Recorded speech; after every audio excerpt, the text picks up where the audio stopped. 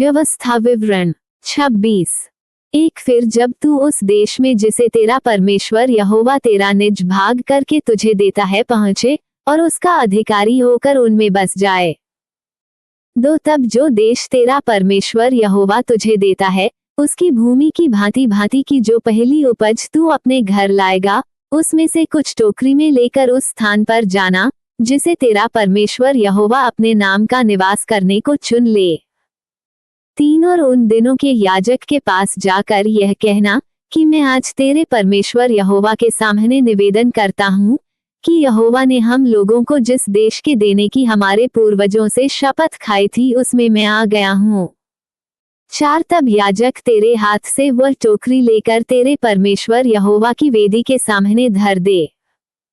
5 तब तू अपने परमेश्वर यहोवा से इस प्रकार कहना कि मेरा मूल पुरुष एक अरामी मनुष्य था जो मरने पर था और वो अपने छोटे से परिवार समेत मिस्र को गया और वहां परदेशी होकर रहा और वहां उससे एक बड़ी और सामर्थी और बहुत मनुष्यों से भरी हुई जाति उत्पन्न हुई।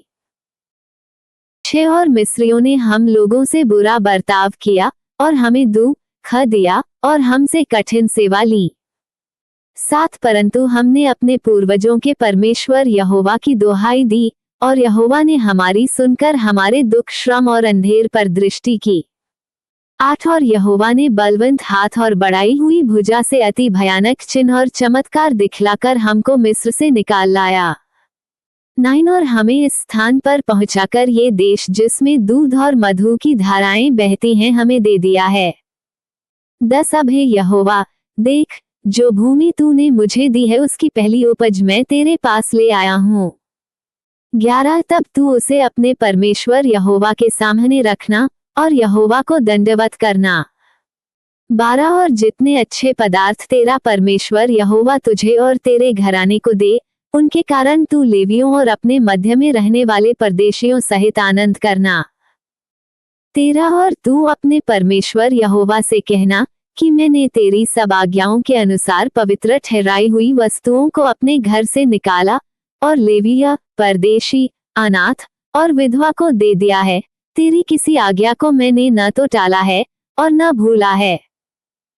14 उन वस्तुओं में से मैंने शोक के समय नहीं खाया और न उनमें से कोई वस्तु अशुद्धता की दशा में घर से निकाली और न कुछ शोक करने वालों को दिया।